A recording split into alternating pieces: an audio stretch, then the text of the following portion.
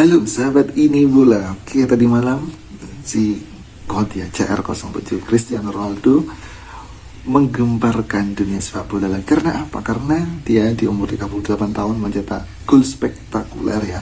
2 gol melalui tendangan dari kaki terlemahnya, yaitu kaki kiri. Ya, semuanya spektakuler menurut saya. Apalagi gol yang dia cetak yang pertama itu ketika tendangan dari luar kotak penalti. Dia buka ruang, kemudian gojek satu pemain dan lepaskan tendangan jarak jauh, gol lewat tendangan kaki kiri. Kemudian gol yang kedua pakai tendangan kaki kiri juga melalui gol bola volley ya, tendangan volley ketika di crossing dari pemain, dari temannya, kemudian Cristiano Ronaldo nendang pakai kaki kiri dan masuk. Keren itu. Nah, ini adalah review pertandingan antara Al Nassr dan Ad-Duhail di ajang kompetisi Liga Champions Asia dan dimenangkan oleh tim Al Nassr dengan skor 4-3. Bayangkan ketika pemain Al Nassr sudah unggul 3-0 dan disusul oleh Al-Duhail ya, dan di sana ternyata ada Coutinho teman-teman.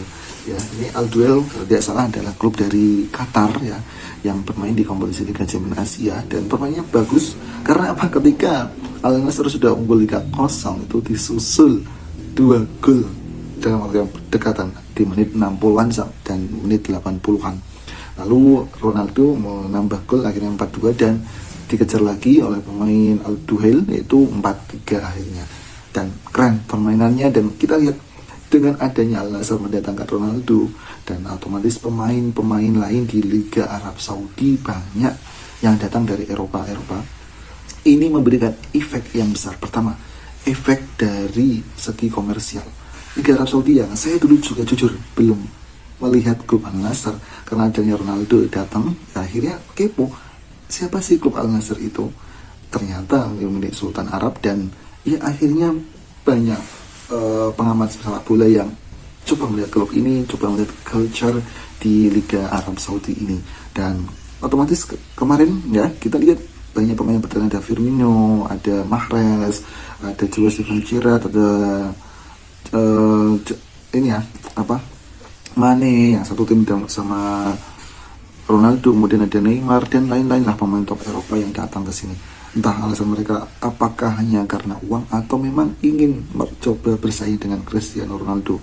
Tetapi efeknya luar biasa. Liga Arab Saudi penayangannya atau broadcastingnya itu besar, mengembang pesat dan hampir mengalahkan liga-liga yang lain di Eropa ya. Meskipun kita tahu bahwa saat ini yang masih menguasai broadcasting sepak bola adalah Liga Premier Inggris, dan masih ada di atasnya dan di bawah Liga Inggris ada Liga Spanyol, Belanda dan ya lain-lain lah. Tapi kita lihat di Asia ini memang sekarang tidak bisa dianggap remeh, karena kita lihat juga kemarin timnas Jepang dia memorak-porandakan beberapa timnas dari Amerika Latin ketika uji coba dari mulai Kanada ya, Peru, Tunisia ya kan. Nah, ini Jerman kemarin, Jepang berhasil mengalahkan itu semua. Nah, bisa kita ambil kalau Jepang itu memang mereka sudah menanamkan rasa semangat juang tinggi sejak dulu ya, karena mereka tertib. Dan bayangkan setiap klub di Jepang itu harus punya blueprint yang jelas, gimana program pengembangan sepak bola nanti selama beberapa tahun ke depan, tidak hanya 1 atau 2 tahun tapi 10 tahun dan lebih dari 10 tahun untuk rencana pengembangan sepak bola di Jepang. Maka kita tidak usah iri ya, karena mereka sudah mulai jauh. Kalau di Indonesia baru-baru ini Dr. Sintayong dan adanya Pak Erick Thohir sebagai ketua umum PSSI, mereka baru ingin mengembangkan. Maka Indonesia harus segera, mau kapan? Segera dimulai. Ya seenggaknya mulai dulu, baru kita mau lihat perkembangannya. Nah, terlebih, ya mohon maaf, supporter di Indonesia ini kadang-kadang masih kurang modern, kurang edukatif, dan masih cukup harus belajar dari supporter-supporter di luar negeri ya, yang lebih tertib, kemudian tidak suka mengejek pemain, tidak suka menjatuhkan mental pemain gitu ya. Dukung aja, toh pemain juga manusia ya, meskipun kita tahu bahwa dia harus komitmen karena dia sudah dibayar ya kan. Yang bayar juga bukan supporter juga kan, yang bayar adalah pemilik klub. Ya wajar kalau ya, tapi juga wajar karena supporter datang beli tiket dia mau nonton hiburan, tapi pemain yang dia dukung mainnya ya kurang bagus, loyo, lemes lah, dan lain-lain lah. Makanya itu seperti di Indonesia juga, kalau mau sepak bola berkembang ya supporter juga harus berkembang. Oke, berkembang mindsetnya. Jadi dukung sportif, dan tolong ya, tolong jangan sampai tawuran karena efeknya besar, tidak hanya bagi kalian. Seperti kita lihatlah tradisi Kanjuruhan, entah itu kasus tragedi antara polisi, oknum polisi dengan supporter atau dan lain-lain, tapi efeknya besar, banyak yang meninggal.